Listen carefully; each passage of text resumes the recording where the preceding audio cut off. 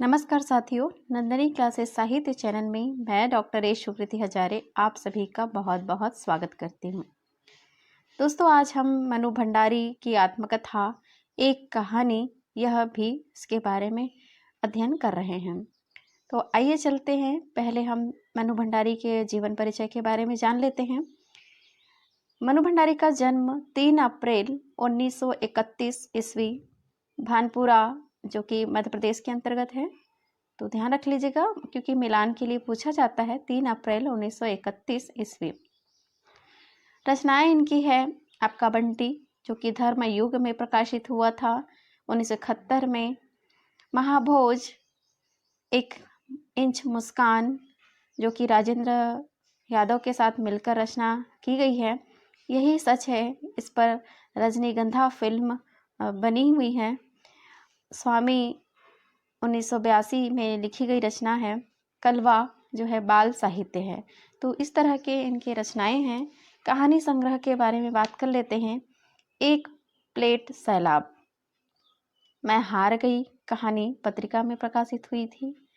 3 निगाहों की एक तस्वीर, त्रिशंकु, आंखों देखा झूठ, नायक खलनायक विदूषक, नाटक है इनका बिना दीवारों का घर 1966 ईस्वी में। आत्मकथा हम जिसे पढ़ेंगे एक कहानी, यह भी, जो कि 2007 में यह प्रकाशित हुई है। और बात करते हैं, मनु भंडारी ने अपना प्रथम कहानी संग्रह मैं हार गई अपने पिता को अर्पित की है। तो आइए चलते हैं दोस्तों एक कहानी यह भी की ओर।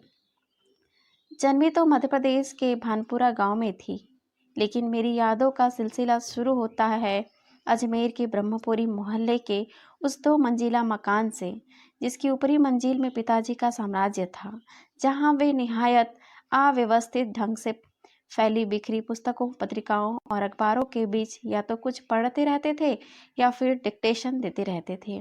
नीचे हम सब भाई बहनों के साथ रहती थी हमारी बेपढ़ी लिखी व्यक्तित्व विहीन माँ। सवेरे से शाम तक हम सबकी इच्छाओं और पिताजी की आज्ञाओं का पालन करने के लिए सदैव तत्पर। अजमेर से पहले पिताजी इंदौर में थे, जहां उनकी बड़ी प्रतिष्ठा थी, सम्मान था, नाम था। कांग्रेस के साथ साथ वे समाज सुधार के कामों में से भी जुड़े हुए थे। शिक्षा के वे केवल उपदेश ही नहीं देते थे, बल्कि उन दिनों 8-8, 10-10 विद्यार्थियों को अपने घर रख कर पढ़ाया है, जिनमें से कई तो बाद में ऊंचे ऊंचे ओहदों पर पहुंचे। ये उनकी खुशहाली के दिन थे। उन दिनों उनकी दरियादिली के चर्चे भी कम नहीं थे। एक ओर बेहद कोमल और संवेदनशील व्यक्ति थे, तो दूसरी ओर बेहद क्रोधी और अहमवादी। पर यह सब तो मैंने केवल सुना, देखा तब तो इन गुणों के भग्नावशेषों को ढोते पिता थे। एक बहुत बड़े आर्थिक झटके के कारण वे इंदौर से अजमेर आ गए थे, जहां उन्होंने अपने अकेले के बलबूते और हौसले से अंग्रेजी हिंदी शब्दकोश विषयवार के अधूरे काम को आगे बढ़ाना शुरू किया, जो अपनी तरह का पहला और अकेला शब्दकोश था। इसने इन्हें यश और प्रतिष्ठा तो बहुत दी, पर अर्थ नहीं। और शायद गिरती आर्थिक स्थिति ने उनके व्यक्तित्व के सारे सकारात्मक पहलुओं को निचोड़ना शुरू कर दिया। सिकुड़ती आर्थिक स्थिति के कारण और अधिक विस्फारित उनका अहम उन्हें इस बात तक की अनुमति नहीं देता था कि वे कम से कम अपने बच्चों को तो अपनी आर्थिक विवशताओं का भागीदार बनाएं। नवाबी आदतें, अधूरी महत्वाकांक्षाएं हमेशा शीर्ष पर रहने के बाद हाशिए पर सरकते चले जाने की यातना क्रोध बनकर हमेशा माँ को कपाती थरथराती रहती थी। अपनों के हाथों विश्वासघात की जाने कैसी गहरी चोटें होंगी वे, जिन्होंने आंख मूंदकर सबका विश्वास करने वाले पिता को बाद के दिनों में इतना शक्की बना दिया था कि जब तक हम लोग भी उसकी चपेट में आते ही रहते। पर यह पितृगाथा मैं इसलिए नहीं गा रही कि मुझे उनका गौरव गान करना है, बल्कि मैं तो यह देखना चाहती हूँ कि उनके व्यक्तित्व की कौन सी खूबी और खामियाँ मेरे व्यक्तित्व के ताने बाने में गुथी हुई है। यह अनजाने अनचाहे किए उनके व्यवहार ने मेरे भीतर किन ग्रंथियों को जन्म दे दिया। मैं काली हूँ, बचपन में दुबली और मरियल भी थी। गोरा रंग पिताजी की कमजोरी थी, सो बचपन से मुझे 2 साल बड़ी, खूब गोरी, स्वस्थ और हंसमुख बहिन सुशीला से हर बात में तुलना और फिर उनकी प्रशंसा ने की। क्या मेरे भीतर एक ऐसे गहरे हीन भाव की ग्रंथि पैदा नहीं कर दी कि नाम, सम्मान और प्रतिष्ठा पाने के बावजूद आज तक मैं उससे उबर नहीं पाई। आज भी परिचय करवाते समय जब कोई कुछ विशेषता लगाकर मेरी लेखकी उपलब्धियों का जिक्र करने लगता है तो मैं संकोच से सिमट ही नहीं जाती, बल्कि गढ़ने गढ़ने को हो आती हूँ। शायद अचेतन की किसी परत के नीचे दबी इसी हीन भावना के चलते मैं अपनी किसी भी उपलब्धि पर भरोसा नहीं कर पाती। सब कुछ मुझे तुक्का ही लगता है। पिताजी के जिस शक्की स्वभाव पर मैं कभी भन्ना भन्ना जाती थी, आज एकाएक अपने खंडित विश्वासों की व्यथा के नीचे मुझे उनके शक्की स्वभाव की झलक ही दिखाई देती है। बहुत अपनों के हाथों विश्वासघात की गहरी व्यथा से उपजा शक, होश संभालने के बाद से ही जिन पिताजी से किसी न किसी बात पर हमेशा मेरी टक्कर ही चलती रही, वे तो न जाने कितने रूपों में मुझ में है, कहीं कुंठाओं के रूप में, कहीं प्रतिक्रिया के रूप में, तो कहीं प्रतिछाया के रूप में।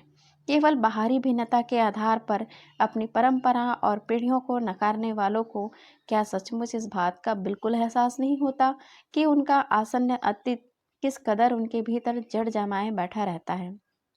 समय का प्रवाह भले ही हमें दूसरी दिशाओं में बहाकर ले जाए, स्थितियों का दबाव भले ही हमारा रूप बदल दे, हमें पूरी तरह उससे मुक्त तो नहीं ही कर सकता। पिता के ठीक विपरीत थी हमारी बेपढ़ी लिखी माँ।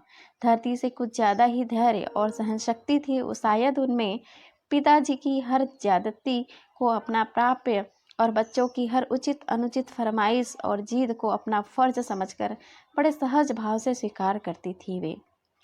उन्होंने जिंदगी भर अपने लिए कुछ मांगा नहीं, चाहा नहीं, केवल दिया ही दिया।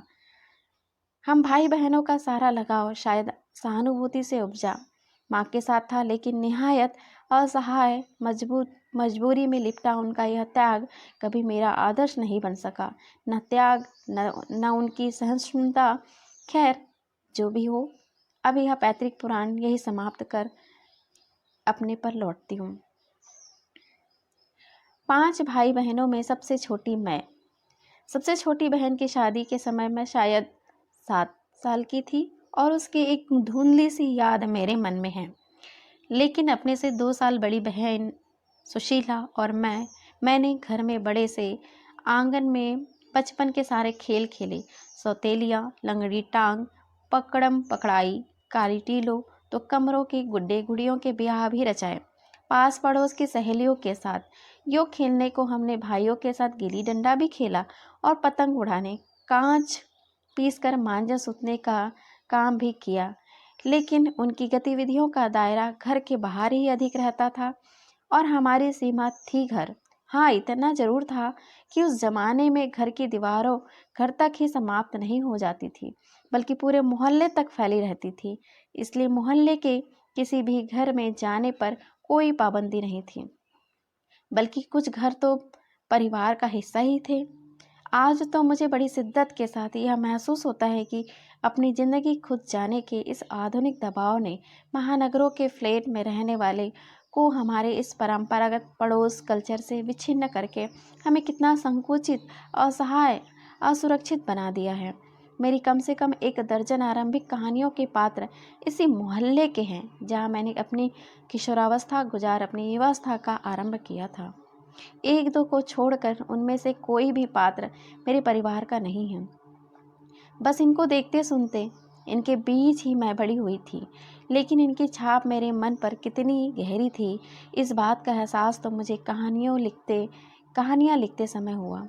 इतने वर्षों का अंतराल ने भी उनकी भाव-भंगिमा, भाषा किसी को भी धुंधला नहीं किया था और बिना किसी विशेष प्रयास के बड़े सहज भाव से वे उतरते चले गए थे। उसी समय के दास साहब अपने व्यक्तित्व की अभिव्यक्ति के लिए अनुकूल परिस्थितियां पाते ही महाभोज में इतने वर्षों बाद कैसे एकाएक जीवित हो उठे, यह मेरे अपने लिए आश्चर्य का विषय था, एक सुखद आश्चर्य का। उस समय तक में हमारे परिवार में लड़की के विवाह के लिए अनिवार्य योग्यता थी उम्र में 16 वर्ष और शिक्षा में मैट्रिक। सन 44 में सुशीला ने यह योग्यता प्राप्त की और शादी करके कोलकाता चली गई। दोनों बड़े भाई भी बड़े आगे पढ़ाई के लिए बाहर चले गए। इन लोगों की छत्रछाया के हटते ही पहली बार मुझे नए सिरे से अपने वजूद का एहसास हुआ। पिताजी का ध्यान भी पहली बार मुझ पर केंद्रित हुआ। लड़कियों को जिस उम्र में स्कूली शिक्षा का साथ साथ सुघड़ गृहिणी और कुशल पाक शास्त्री बनाने के नुस्खे जुटाए जाते थे, पिताजी का आग्रह रहता था कि मैं रसोई से दूर ही रहूं। रसोई को वे भटियार खाना कहते थे। उनके हिसाब से वहां रहना अपनी क्षमता और प्रतिभा को भट्टी में झोंकना था। घर में आए दिन विभिन्न राजनीतिक पार्टियों के जमावड़े होते थे और जमकर बहसें होती थी। बहस करना पिताजी का प्रिय शगल था। चाय पानी का नाश्ता देने जाती तो पिताजी मुझे भी वहीं बैठने को कहते। वे चाहते थे कि मैं भी वहीं बैठूं, सुनूं और जानूं कि देश में चारों ओर क्या कुछ हो रहा है। देश में हो भी तो कितना कुछ हो रहा है था। सन 42 के आंदोलन के बाद से तो सारा देश जैसे खौल रहा था, लेकिन विभिन्न राजनीतिक पार्टियों की नीतियां, उनके आपसी विरोध या मतभेदों की तो मुझे दूर दूर तक कोई समझ नहीं थी। हाँ, क्रांतिकारियों और देशभक्त शहीदों के रोमानी आकर्षण, उनकी कुर्बानियों से जरूर मन आक्रांत रहता था। सो 10वीं कक्षा तक आलम यह था कि बिना किसी खास समझ के घर में होने वाली बहसें सुनती थी, बिना चुनाव किए, बिना लेखक की अहमियत से परिचित हुए किताबें पढ़ती थी। लेकिन सन 45 में जैसे ही 10वीं पास करके मैं फर्स्ट ईयर में आई, हिंदी की अध्यापिका शीला अग्रवाल से परिचय हुआ। सावित्री गर्ल्स हाई स्कूल, जहाँ मैंने कखरा सीखा, 1 साल पहले ही कॉलेज बना था और वे इसी साल नियुक्त हुई थी। उन्होंने बाकायदा साहित्य की दुनिया में प्रवेश करवाया। मात्र पढ़ने को चुनाव करके पढ़ने में बदला खुद चुन चुन कर किताबें दी। पढ़ी हुई किताबों पर बहसें की तो 2 साल बीतते साहित्य की दुनिया शरद प्रेमचंद से बढ़कर जैनेन्द्र, अज्ञेय, यशपाल, भगवती चरण वर्मा तक फैल गई और फिर तो फैलती ही चली गई। उस समय जैनेन्द्र जी को की छोटे छोटे सरल सहज वाक्यों वाली शैली ने बहुत आकृष्ट किया था। सुनीता उपन्यास बहुत अच्छा लगा था। अज्ञेय जी का उपन्यास शेखर एक जीवनी पढ़ा जरूर, पर उस समय वह मेरी समझ से के सीमित दायरे में समा नहीं पाया था। कुछ सालों बाद नदी के द्वीप पढ़ा तो मैंने उसने मन को इस कदर बांधा कि उसी झोंक में शेखर को फिर से पड़ गई। इस बार कुछ समझ के साथ। यह शायद मूल्यों के मंथन का युग था। पाप पुण्य, नैतिक अनैतिक, सही गलत की बनी बनाई धारणाओं के आगे प्रश्न चिन्ह ही नहीं लग रहे थे, उन्हें ध्वस्त भी किया जा रहा था। इसी संदर्भ में जैनेन्द्र का त्यागपत्र, भगवती बाबू का चित्रलेखा पढ़ा और शीला अग्रवाल के साथ लंबी लंबी बहसें करते हुए उस उम्र में जितना समझ सकती थी समझा। शीला अग्रवाल ने साहित्य का दायरा ही नहीं पढ़ाया था, बल्कि घर की चार दीवारी के बीच बैठकर देश की स्थितियों को जानने समझने का जो सिलसिला पिताजी ने शुरू किया था, उन्होंने वहां से खींचकर उसे भी स्थितियों की सक्रिय भागीदारी में बदल दिया। सन 46-47 के दिन में स्थितियाँ उसमें वैसे भी घर में बैठे रहना संभव था। भला प्रभात फेरियाँ, हड़तालें, जुलूस, भाषण, हर शहर का चरित्र था और पूरे दमखम और जोश खरोश के साथ इन सब में जुड़ना हर युवा का उन्माद। मैं भी युवा थी और शीला अग्रवाल की जोशीली बातों ने रगों में बहुत बहते खून को लावे में बदल दिया था। स्थिति यह हुई कि एक बवंडर शहर में मचा हुआ था और एक घर में। पिताजी की आज़ादी की सीमा यहीं तक थी कि उनकी उपस्थिति में घर में आए लोगों के बीच उठूं बैठूं, जानूं समझूं, हाथ उठा कर नारे लगाती, हड़तालें करवाती, लड़कों के साथ शहर के सड़कें नापती लड़की को अपनी सारी आधुनिकता के बावजूद बर्दाश्त करना उनके लिए मुश्किल हो रहा था। तो किसी की दी हुई आज़ादी के दायरे में चलना मेरे लिए जब रगों में लहू की जगह लावा बहता हो तो सारे निषेध, सारी वर्जनाएं और सारा भय कैसे ध्वस्त हो जाता है। यह तभी जाना और अपने क्रोध से उस सबको थरथरा देने वाले पिताजी से टक्कर लेने का जो सिलसिला तब शुरू हुआ था राजेंद्र से शादी की, तब तक वह चलता ही रहा। यश कामना, बल्कि कहूँ कि यश लिप्सा पिताजी की सबसे बड़ी दुर्बलता थी, उनके जीवन की धुरी थी। यह सिद्धांत कि व्यक्ति को कुछ विशिष्ट बनकर जीना चाहिए, कुछ ऐसे काम करने चाहिए कि समाज में उसका नाम हो, सम्मान हो, प्रतिष्ठा हो, वर्चस्व हो। इसके चलते ही मैं तो एक बार उनके कोप से बच गई थी। एक बार कॉलेज से प्रिंसिपल का पत्र आया था कि पिताजी आकर मिले और बताए कि मेरी गतिविधियों के कारण मेरे खिलाफ अनुशासनात्मक कार्रवाई क्यों न की जाए। पत्र पढ़ते ही पिताजी का आग बबूला, यह लड़की मुझे कहीं मुंह दिखाने लायक नहीं रखी है, पता नहीं क्या क्या सुनना पड़ेगा वहां जाकर।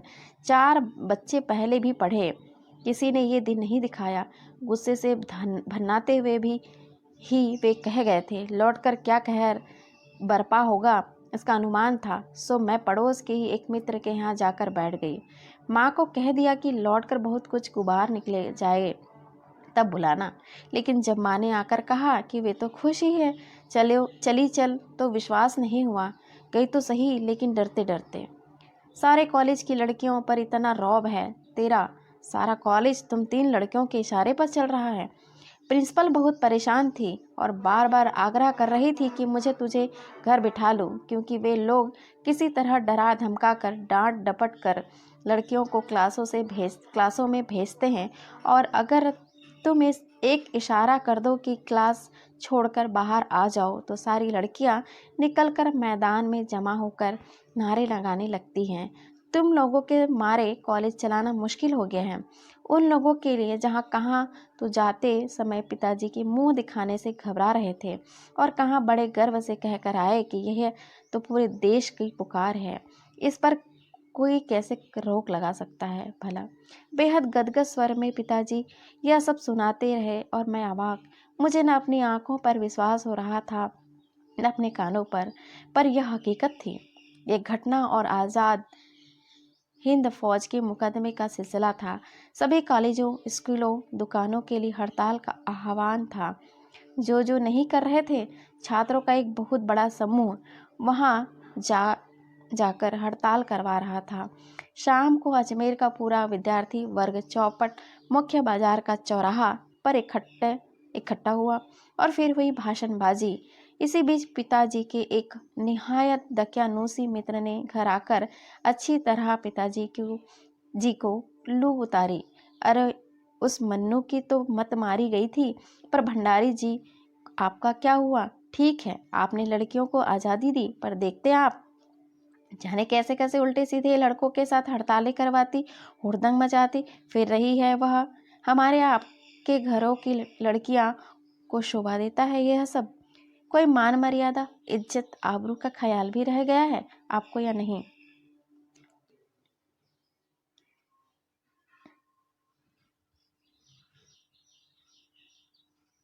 वे तो आग लगाकर चले गए और पिताजी के सारे दिन भभकते रहे। बस अब यही रह गया है कि लोग घर आकर थू थू करके चले जाएं। बंद करो अब इस मन्नू का घर से बाहर निकलना।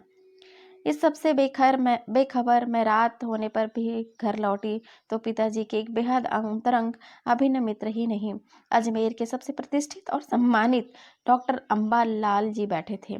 मुझे देखते ही इन्होंने बड़ी गर्मजोशी से स्वागत किया। आओ आओ मन्नू। मैं तो चौपड़ पर तुम्हारा भाषण सुनते ही सीधा भंडारी जी को बधाई देने चला आया। I am really proud of you. क्या तुम घर में घुसे रहते हो भंडारी जी? घर से निकला भी करो। You have missed something. और वे धुआंधार तारीफ करने लगे। वे बोलते जा रहे थे, पिताजी के चेहरे का संतोष धीरे धीरे गर्व से बदलता जा रहा था। भीतर जाने पर माँ ने दोपहर की गुस्से वाली बात बताई तो मैंने राहत की सांस ली। आज पीछे मुड़कर देखती हूँ तो इतना तो समझ में आता है कि क्या तो उस समय मेरी उम्र थी और और क्या मेरा भाषण रहा होगा? यह तो डॉक्टर साहब का स्नेह था जो उनके मुंह से प्रशंसा बन रहा था। और यह भी हो सकता है कि आज से 50 साल पहले अजमेर जैसे शहर में चारों ओर से उमड़ती भीड़ के बीच एक लड़की का बिना किसी संकोच और झिझक के यो धुआंधार बोलते चले जाना ही उसके मूल में रहा हो। पर पिताजी कितनी तरह के अंतर विरोधों के बीच जीते हैं वे। एक ओर विशिष्ट बनने और बनाने की प्रबल लालसा तो दूसरी ओर अपनी सामाजिक छवि के प्रति भी उतनी ही सजगता। पर क्या यह संभव है? क्या पिताजी को इस बात का बिल्कुल भी एहसास नहीं था कि इन दोनों तो रास्ता ही टकराहट का है। सन 47 के कई महीने में शीला अग्रवाल को कॉलेज वालों ने नोटिस थमा दिया, लड़कियों को भड़काने और कॉलेज का अनुशासन बिगाड़ने के आरोप में। इस बात को लेकर हुड़दंग न मचे, इसलिए जुलाई में 3rd ईयर की क्लासेस बंद करके हम 2-3 छात्राओं का प्रवेश निषिद्ध कर दिया। हुड़दंग तो बाहर भी रहकर भी इतना मचाया कि कॉलेज वालों को अगस्त में आखिर 3rd ईयर खोलना पड़ा। जीत की खुशी पर सामने खड़ी बहुत बड़ी चिर प्रतीक्षित खुशी के सामने यह खुशी बिला गई। शताब्दी की सबसे बड़ी उपलब्धि 15 अगस्त 1947। दोस्तों, यदि चैनल उपयोगी लगे तो चैनल को सब्सक्राइब, लाइक और कमेंट जरूर करिए। बहुत बहुत धन्यवाद, शुक्रिया, थैंक यू।